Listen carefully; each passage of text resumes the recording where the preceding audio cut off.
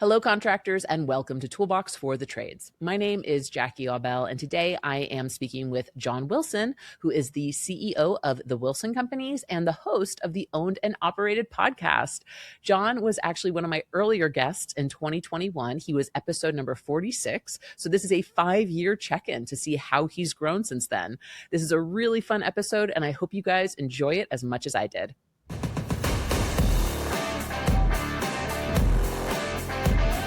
John Wilson, you are the CEO of the Wilson Companies and co-host of the Owned and Operated podcast, a podcast that's been going for about as long as this one has. You were a guest, a very early guest on Toolbox for the Trades, episode number 46, and you're coming back here to catch us up on what's been going on with you and to hear all about your current acquisition strategy. I am so excited for you to come back, John. Welcome back to Toolbox for the Trades. Thanks for having me back. It's fun to come back. It's fun to do.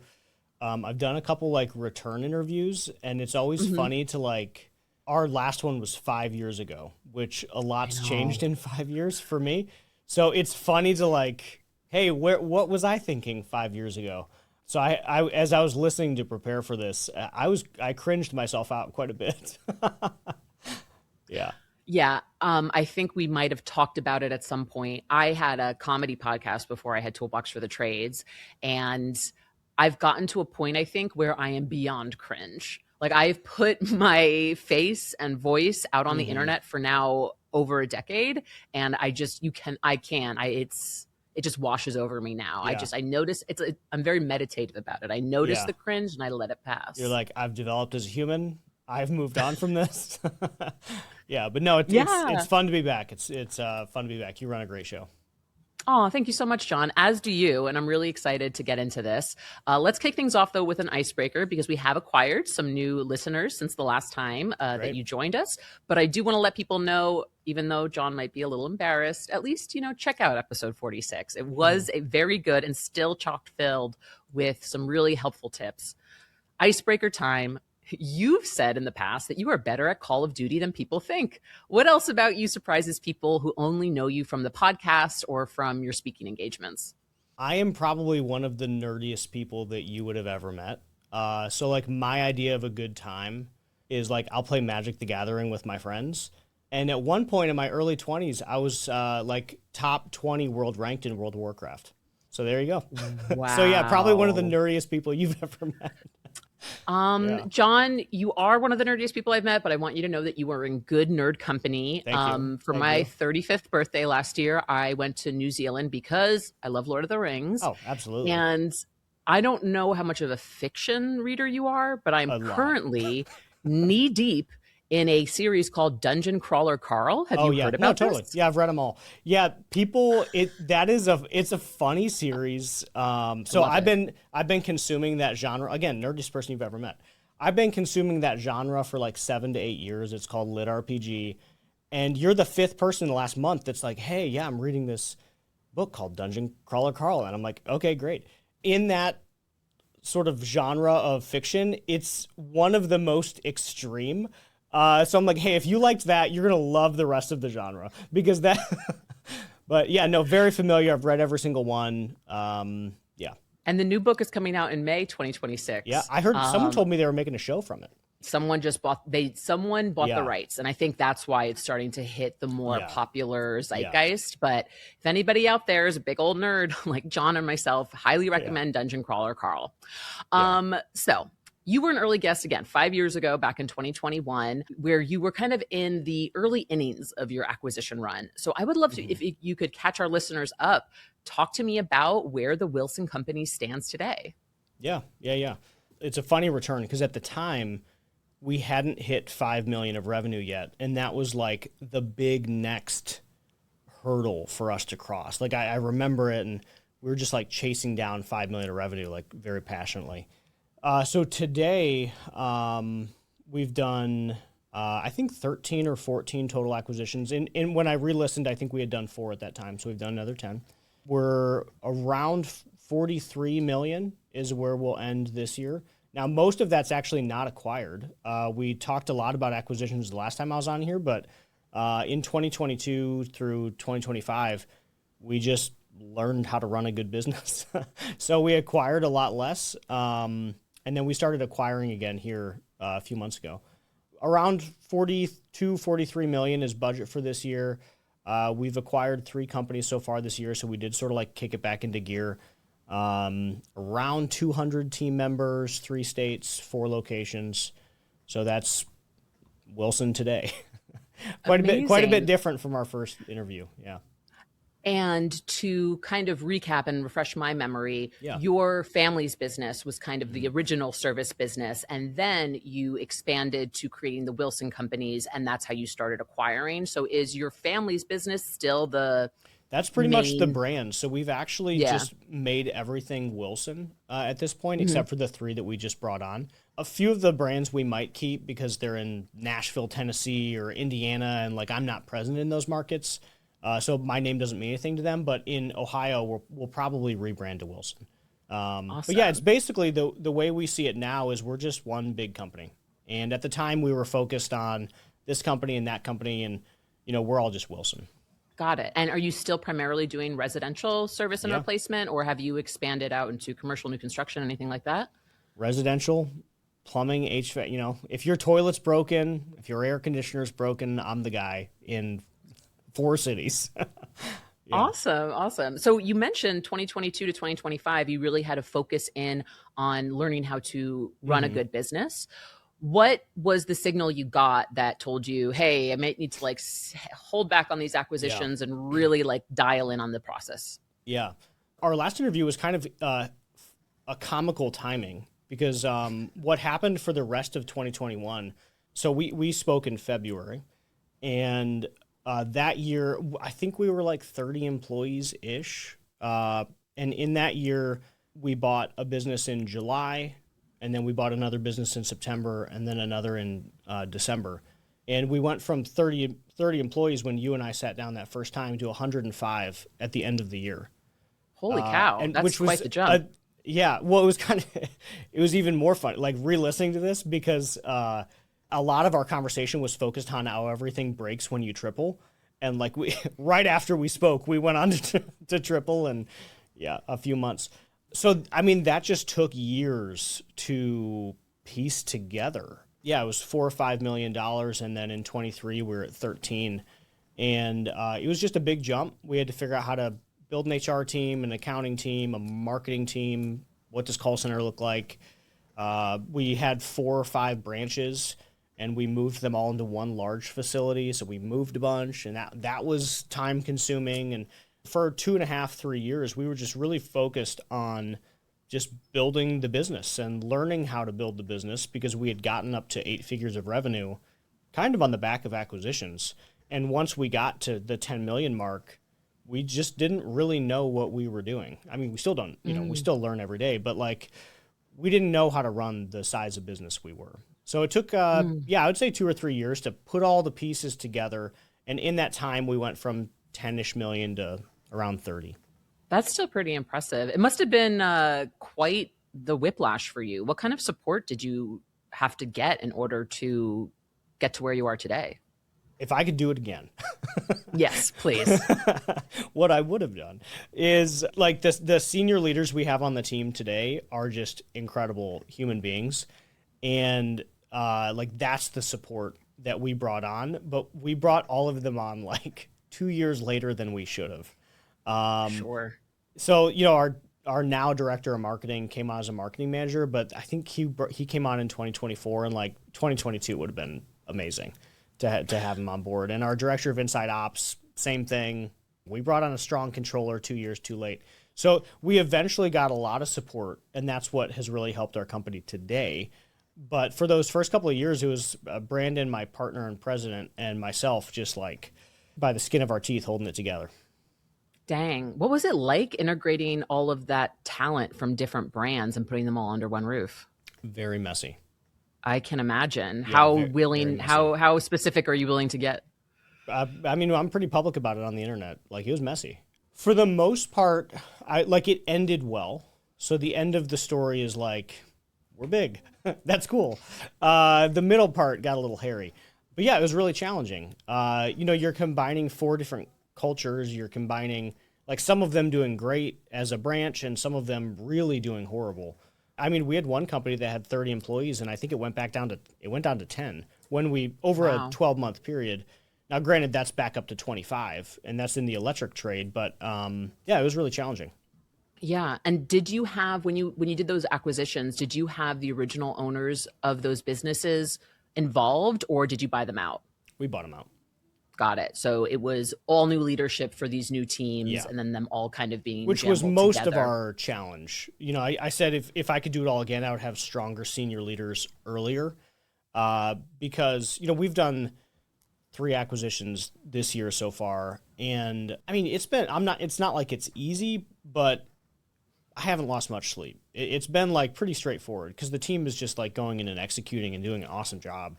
But like back then, that was me and Brandon. So we didn't have it. And when we went to go hire leaders, we hadn't quite hired the leaders that we thought we had or that we knew we needed.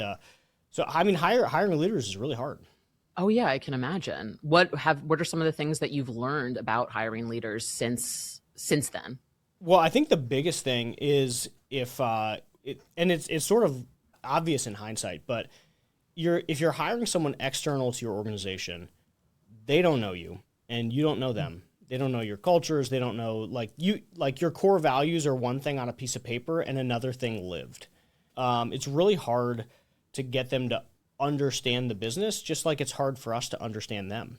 Senior leaders take a kind of a while, and senior leader to me would be, you know, there's frontline managers like service manager, install managers, and then senior leaders would be above them. So like a director level, VP level, whatever your titling structure is. But senior leaders take a while to like get into the business and understand it and then make an impact. Like sometimes it's 6 to 12 months before like you're really driving through that person. So what we started doing is we started de-emphasizing external hires and we built a leadership development program inside Wilson. We're just Awesome. graduated our 3rd cohort. And I think we've hired 19 managers and supervisors out of that over the last like year and a half. And that has been huge because that allows us to take technicians or frontline admin staff, train them into supers or frontline managers. And now we're building the path from frontline manager to senior leader. But that's been Interesting. like basically the answer. Yeah. Is growing and hiring the talent from within. Yeah. Yeah, that's really cool. I love that. I can imagine that it's also appealing to any external hires who see that you have This is a a real direct path Yeah. to, I was about to say to ascension. Yeah. What am oh, I? Yeah. I'm yeah. at, I mean, yeah, right? well, you right? have It Dungeon feels Crawler weird. Carl on the brain.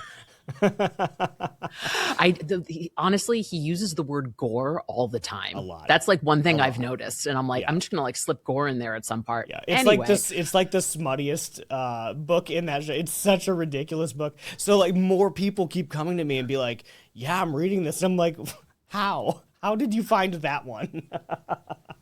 That is so funny.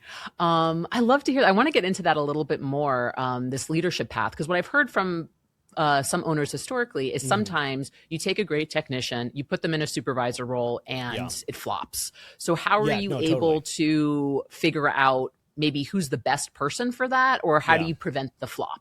Yeah, I think that's totally right, and that was always our track record too.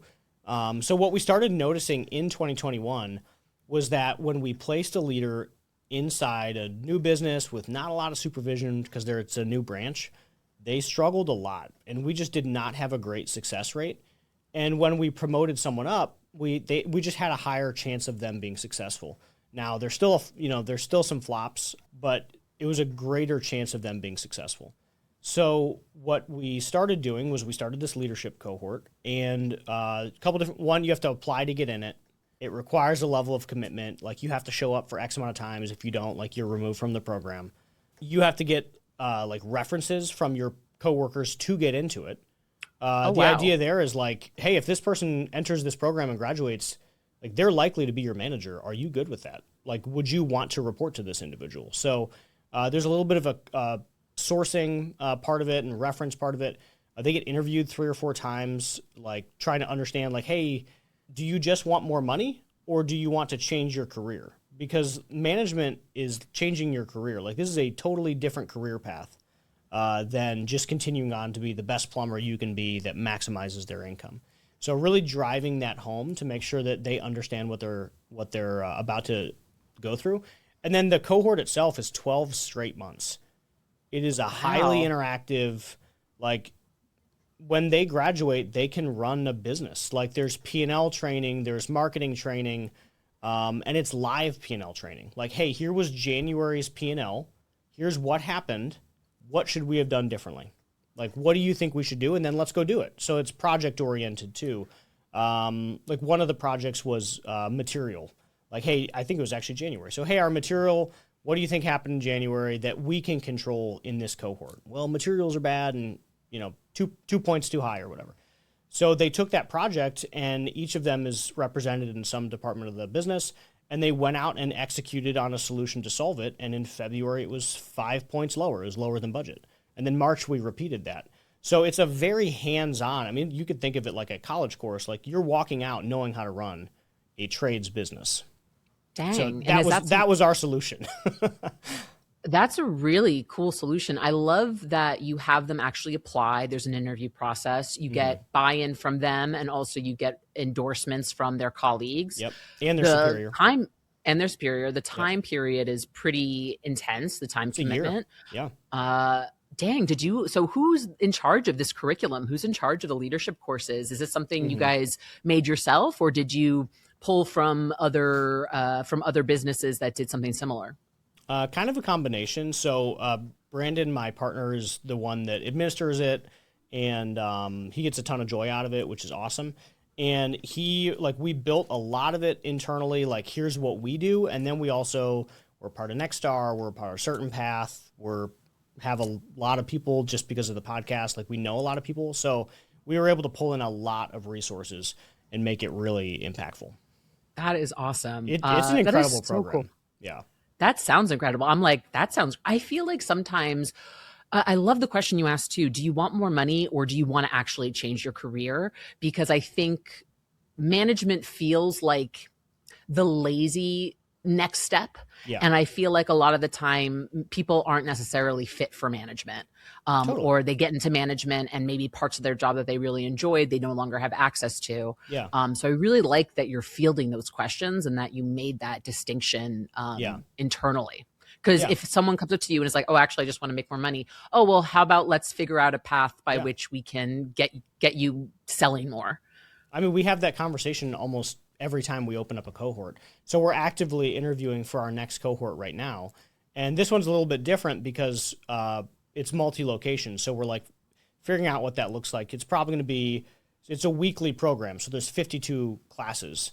So it'll be weekly over Zoom. And then once a month, we'll fly everyone in and like do a high touch 8-hour thing or something like that. But yeah, we go through that conversation every time. Like, hey, why are you interested in this? Like, what's your motivation? What do you think? Yeah. Well, I want to make more money, or I want to be the boss, or like whatever. And like, hey, maybe that's the path for this, but also maybe not. Like maybe like this guy over here is doubling your income inside your department. Maybe you just need to like be better at your current role.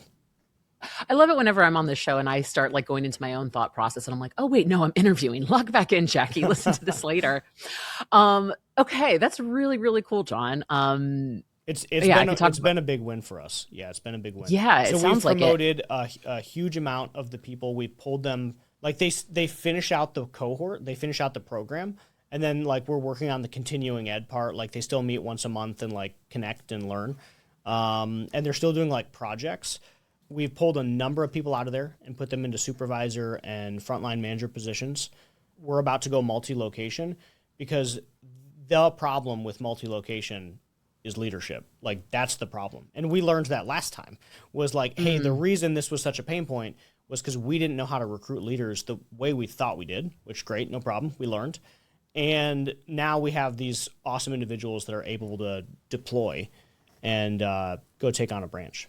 When you say multi-location, are you talking about multi-location of the whole Wilson companies or multi-location? Okay, got it. Yeah. How many locations are you guys out at this point? We're at 4 today. And we were at 1 in January. So, yeah, that was kind of funny. Well, yeah, let's get back to this acquisition stuff, right? So you had this acquisition plan that was a 100-day plan, rolling up small plumbing companies and learning everything you could. How has that original framework changed now that you've had this gap and that break? Yeah, we spent, let's call it 3 years building the business and basically figuring out what we were doing. I said this last time, but I'll repeat it. Almost every day I walk into the biggest business that I've ever worked in. So I don't know. Like, I just don't know. I really don't. And that's half the reason that we started a podcast was I don't know, but I bet smart people would tell me what the answer is to whatever my problem is. So, we're constantly learning and iterating. And in those 3 years, we learned how to run a business. We learned how to build all the disciplines that were required to do it. And it came to a point roughly in the 20 millions, like low 20s, that we thought, hey, I think we have got a team. We've got a structure. These processes feel repeatable, and we're starting to outgrow our overhead, which the way we thought of that is our revenue and gross profit is accelerating above what, like, I don't need to add more people administratively to continue growing our gross profit dollars. When that happened, the obvious answer to me was, well, we need more gross profit dollars. And I bet it would be really easy to just go easy, air quoting, to go buy a few branches and contribute their gross profit dollars to Wilson. So that's what we did. And we spent about a year preparing. We built the leadership cohort so that way we could deploy leaders. We built, we went on to Sage Intacct, which is like a ERP accounting software instead of QuickBooks. That way we could easily integrate and pull multi-unit reporting. We prepped with ServiceTitan. We fixed our price book. I mean, it took a year of work to prepare to go back to multi-location. But when we did it, starting in January of this year, we hit it pretty hard. That's awesome. What were some of the specific things, if you just for our listeners, that like the squeaky wheels that you had to oil in order to get you guys ready to absorb a different branch? Well, accounting is hard. Accounting is the tough one. Is it? Yeah, accounting is it's kind of wild. Like, accounting sort of drives the bus, which is not, I think, what operators want to hear. Sure. They're like, yeah, we're going to go do some sales. And I'm like, totally. But like, is your accounting integrated? Because nothing matters if we don't know where the money is. So that was sort of a shock for us. A couple other squeaky wheels was like how we had vendor relationships. Like ServiceTitan is a good example. How do you set up multi-entity through their enterprise module? And, you have that same conversation, but across your 30 key vendors, like the people that like drive the business every day. So that ended up being a much bigger pain point than we expected. But one of our, we talk about this like sort of tongue in cheek, but so we did a deal a month so far this year. And it was a fast pace for like a non-private equity backed, like it's still just like me. And I think doing that amount in the time that we did it was better because the squeaky wheels became way more obvious. If I had just done one and then like integrated it over 6 months, I think we would have made the wrong decision. Because as I think about like our tech stack as an example. So we bring on the first company in January and we made some allowances on what technology we would allow them to keep. Didn't think much of it. It's just a second branch, whatever. It's no big deal. Okay, well, we brought on the next one 30 days later. We made the same allowances for technology. So they have a little bit of a different tech stack, which doesn't sound that complicated until you centralize everything and your call center is looking at 4 different tech stacks to book a lead. And then you add the third brand and it's like, okay, got it. This does not make sense. We have to go back to the drawing board. So yeah, vendor negotiations, our software stack, those have been the biggest like squeaky wheel problems. Now, fortunately, I think we have a solution for it because we had to, because we did so much in such a short period of time. Yeah, it's kind of like just going at it and not waiting, like letting things be good enough instead of perfect enabled you to move quick and discover problems that would have been really big issues. Yeah, we went out and again we've just been so blessed to like see all these other companies at scale that have followed a similar path to what we're trying to follow. And we know what it looked. We didn't think about this at the time in January and February, but in March we were like, oh yeah, we remember that company, and it's 120 million. They have 25 brands, and they have 25 tech stacks, and that is a nightmare. We need to solve this today. Oh my goodness. Yeah. Yeah, that's tech stacks are something that really compound over time because Oh even yeah. on the ServiceTitan side, we've had several acquisitions internally where Yeah. people come in and it seems fine, okay. It's like, oh, okay, you use this is not our Yeah. specific Yeah. example, but oh, okay, yeah, you use Teams instead of Slack. Okay, Yeah. whatever. Oh, okay, you don't use G Suite. Okay, whatever, it's fine. But when you have to move quickly and Oh yeah. efficiently, that kind of stuff really blocks. It's real friction. Yeah, Yeah. it's real. And it's real at 3, let alone, our goal over the next year is we'd like to buy 5 more. So 3 is a problem. And we're sitting here like, okay, this was an error. we need to fix this. I have Yeah. I have to just say real quick, man, like your attitude is contagious, man. If I could bottle your positivity and share it or your growth mindset just in the way you're talking, I'm like, oh, I love that. I mean, it's all a game. Like, this is just a game. It's a game, and we mess up a lot, and it's usually pretty funny. Sometimes it's not funny at all, but like, we figure it out. Dude, that's amazing. Staying on the acquisition part, Yeah. I would love to hear what your thoughts are about what makes a good acquisition versus what makes a bad one. So we're thinking a lot about this. We've had some really interesting opportunities over the past couple months as we're like sort of reopening the acquisition door. I think we said this, but I run a podcast, and that's only relevant because a lot of our deals come from the podcast. People just reach out to us. So we get like 2 or 3 a week right now, and it's listeners, and they say, hey, I heard you Buy me. acquired. Yeah, basically, or like, hey, can we partner? Can we merge? Can you buy me? Like, pick a problem. So all 3 deals that we've done this year have all come through the show, and then we have one under LOI that came through the show, and then we have like 8 active conversations all through the show. So we're really spending a lot of time thinking about, what makes sense, what doesn't. So we had an awesome company come across our desk, and it was like, I don't know, 12 or $14 million commercial plumbing business, which like as a one-off sounds incredible, right? Like amazing margin, amazing. You want to own it. I want to own it. We all want to own it. But, thinking through like exactly that conversation of like, what's the tech stack? What does integration feel like? Like, does this just make sense? Can I do this in 60 days and be done? Or do I have to learn a new business? And in this case, I'd have to learn a new business. I don't know how to do commercial plumbing. I'd be totally relearning it, and it would probably slow us down in the long term. So that's roughly how we think about it. So if we go back to the conversation of what were the squeaky wheels, how do you do deals that reduce the number of squeaky wheels that you're going to have to deal with? Are they in plumbing and HVAC or electric? Will I have to relearn a business model, or is it residential service? Do they share vendors? Is it an easy integration from whatever they're on to our systems? So that's most of where we spend our time. Got it. So for you specifically, a good acquisition is one that integrates pretty well with the type of business that you already do. Yeah. It's not necessarily expanding or requiring you to learn a different type of service model. Yeah, I think we have a playbook. We have a playbook, and the playbook works. We spent years doing it. We took the business from 10 to 30 million organically, no acquisitions. Like, it works. And we've gone and acquired these 3 businesses this year, and we've doubled 2 of them in the first month. Like, the playbook works. So we're just like, hey, that's the easy button. If there's an easy button, that's the easy button, is you go buy companies that aren't running our playbook and you give them our playbook. And then they grow.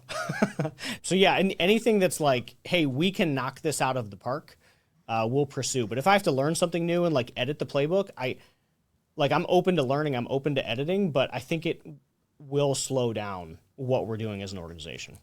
No, I think that's really good insight. I mean, you say it's an easy win, but it's still not because you're taking it took a on decade to another learn brand. the playbook.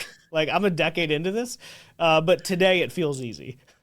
Sure. But I've been talking about all the logistics that come into acquiring a brand. Even if you have a playbook, even if you've done this before, you guys are set up to absorb another brand.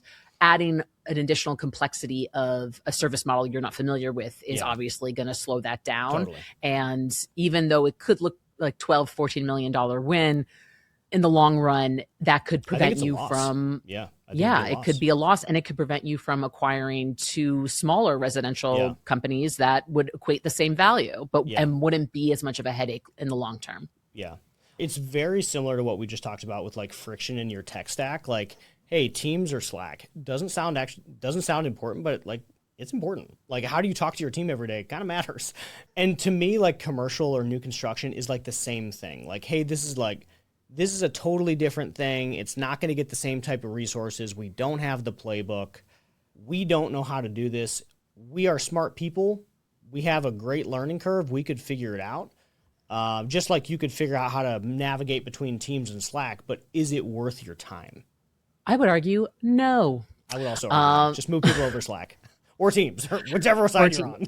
Whatever. Smoke signals. That is fascinating, by the way, that you are finding a lot of your acquisitions through the podcast. I'm not surprised. It's because you've done at least 300 episodes. Yeah, you've got about 100,000 followers. Yeah. And you crazy. started this in 2021. I would love to know. And you also said you started it because you wanted to learn from people that are doing this. Yeah. So what was the original goal of the podcast? Was it just that, or was it something else? And now what has it become? Has it mainly become a acquisition pipeline, or, is there something else that you're getting out of it? Yeah. So, like, a little bit of personal background. I, for better or worse, dropped out of college 3 times. And as you're growing a business, it's pretty isolating. And when you're growing a business and you really don't know what you're doing, like, I don't know what I'm doing. Like, today, like, I have a kind of a rough idea, but, like, I don't know. I still feel like, I'm new to this. It's hard to figure out what to do next. It's hard to figure out what the answer is. And you want to, like, make friends and have, like, Pantheon's kind of like that. Like, you want to network. You want to be around people that are enduring what you're going through. So the podcast was started with a purely selfish motivation of, I'm going to start this show and I'm going to bring on the smartest people that I know to share their story and tell me what I'm doing wrong. Because I'm sure it's something. I mean, it's been incredible. Like, a lot of the stuff that we're doing today was formed over the conversations that we have had with people on our show. How to go multi-location. Like, I brought Tommy Mello, I brought Chad Peterman, I brought Chris Hoffman, and that was the conversation. Hey, guys, tell me how to go multi-location. Like, that was it, and they did, and it was incredible. I'm really grateful for it. So I learned a ton from it, and that was sort of the goal. Over time, I wanted it to become the resource that I never had when I started off in the trades. When I bought the first half of the business, it was 2016. The amount of content that existed in 2016 for the trades is much different back then than it is today. I'd like to think that I helped contribute. You contributed. Like, we're all contributing to this information on how to do this, but 10 years ago, like, it was one book, and it's back here on my shelf. It's HVAC Spells Wealth, and that one book was the thing that taught me how to do this for 5 years. So at that point, I just wanted to share and give back to the industry and, like, help and also selfishly learn. I mean, today it's changed my life. It's crazy. It's changed my life. The amount of friendships we've made, the amount of people we've met, what it's done for our core business has been incredible. It's been a lot of fun. It's been a really fun part of my life. That is awesome. I mean, it's been crazy seeing how much the podcast landscape has changed for the trades since I even started this one. I remember in my first few seasons, I would email people and tell them, hey, you want to come on the podcast? And they'd be like, what's a podcast? And I'm like, oh, okay. Yeah.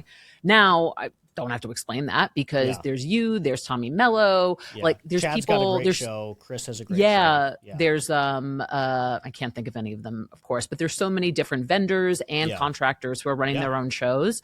And I think as a knowledge share, it just makes everyone better. Yeah. Which is so cool. And I love the investment you've made with the in-house studio and everything and the team you've got going. I think it's fun. I think, as you think about the overarching story of my life, I bought this small plumbing company and I was a plumber and we grew it and it's big now. So that's cool. But we also started sharing on the internet and now I don't even know how many people, it's like 50 or 60,000 people a month listen to our podcast. And it's like, this is crazy. This is crazy. That's awesome.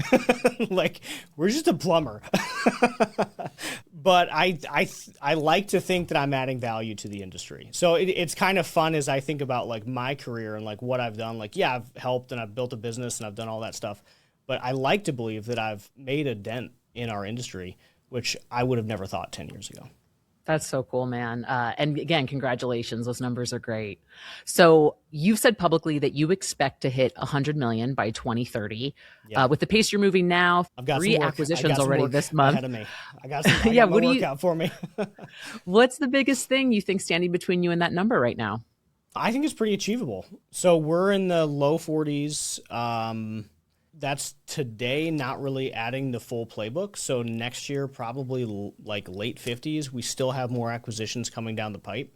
I like the biggest obstacle is probably our ability to create and deploy leaders, because the rest of it doesn't feel that complicated. We have access to acquisitions. We have a very unique pipeline. We have the ability to drive integration fast as long as they're in our sweet spot. Like we can bring on a company and they're like fully Wilsoned in about 60 days. So we can do it fast, but the biggest problem is going to be leadership. So as we go, acquire a new, we're looking at Detroit and Columbus and Dayton right now. Like I've got someone for Indiana. I've got a great guy in Nashville. I've got a great team here in Stowe, but who am I going to put in Detroit? So I see that as our biggest obstacle. The cohort, I think, is going to help. But as you start placing, like that's really good for frontline leaders. As we start placing like general managers, it feels higher risk to me. But I think that's our biggest obstacle, basically ourselves. I think we're our biggest obstacle. I think the rest of it, this is an achievable target. Very, very cool. And I mean, the fact that you have that in-house leadership development course, I think is really going to help you. I hope that's it sounds like it will. I mean, if I was somebody, even like if I was a recent grad or a few years into a career, that seems like a really big draw for somebody who is looking to grow themselves in their career over time. So I don't know. I'm pretty hopeful for you. Yeah, I am determined that we will figure it out. We have tended to be able to figure most things out. So I think we can figure this one out. But that's the biggest obstacle for sure. John, you've been so gracious with your time today. I'm actually going to come on Owned and Operated, and I think we're going to try and do it so that these episodes come out the same week. If you're listening to this show, make sure to check out Owned and Operated wherever you get your podcasts. We'll link it in the show notes of this one. I'm curious, John, you've had over 300 episodes. I'm coming in on 300. Is there any moment in the last 5 years of podcasting, is there any like one lesson or one anecdote that really sticks out to you as like, this was like an oh crap moment and you just were like floored? Like it was, I don't know, either it was really memorable or very surprising to you. I would love to hear about a really interesting moment you had while interviewing someone. Tommy Mello is inspirational for a lot of reasons. And I'm not bringing this up just because it's him, but he did have, we talked a lot. This was about 2 years ago. He said a line that still sort of stuck with me and sort of refocused how we were thinking about the business at the time, which was whenever he walked into the room, he was talking about revenue and everybody else was talking about EBITDA. And I think that is funny and accurate. I'll talk to companies 10 times my size, and they have a rough idea of what their revenue is, but they know their EBITDA to a penny. And that has just been like more and more confirmed over time as, hey, this is the real thing to be focusing on. Like, as my job is to be focusing on this. And I think contractors, it's so easy to get caught up in the revenue game. I've said it a few times here, but it's because I think most of the audience is a contractor and that's what they're going to resonate with. That was probably the biggest long-term change for us, was totally pivoting our thinking from revenue to EBITDA. And how do we think about our business? How do we talk about it? How does our senior leadership talk about it? Today we're an EBITDA first business. Like, I'm not totally sure what we did in revenue last month. I know to the penny what we did in EBITDA.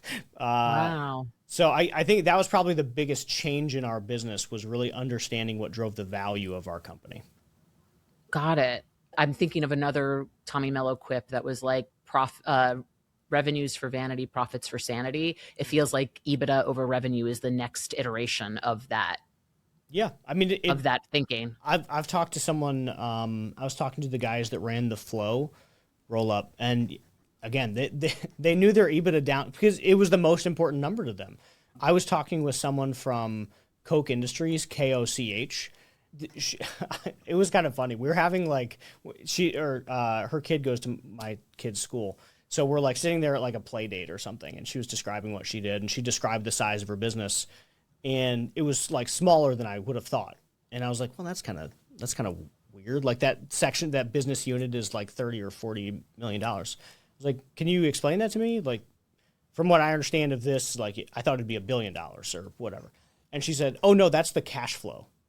And I'm like, oh, this, and she's like, I'm actually not sure what the revenue is. And I'm like, that's even better. Is like this entire like Coke Industries, huge company, is dialed in on the actual cash that gets spit off from their business unit. And that's how they describe the size of it. Wow. Yeah. Her sentence That's so for it, cool. as I was trying to unpack that and figure out how to add that to our own business, was if your team doesn't know the profit of the business that they're running, like what are you even doing? So that hit home for me. And now everyone does. That's awesome. That's so cool. John, is there anything we should have talked about that you wish we did talk about? If I can give a closing line, it was fun to re-listen to a show from 5 years ago when my big target was to break $5 million. And it was funny to just like reflect on the last 5 years, because now we're going to be around 9 times that size in 5 years. And I think like my message would be, I'm genuinely not the smartest guy in the room. I'm a plumber from Akron, Ohio. Like if you want to do this, like you can probably do it. Because I just did. And there's 2 interviews 5 years apart that show the difference. So I think give them both a listen and imagine yourself on your own journey, because you can probably do this. What an incredible closing statement. John Wilson, thank you so much for joining me again on Toolbox for the Trades. Everyone listening, check out Owned and Operated. I will be a guest on there shortly. Thanks so much, John. This was a great chat. Thanks for having me on.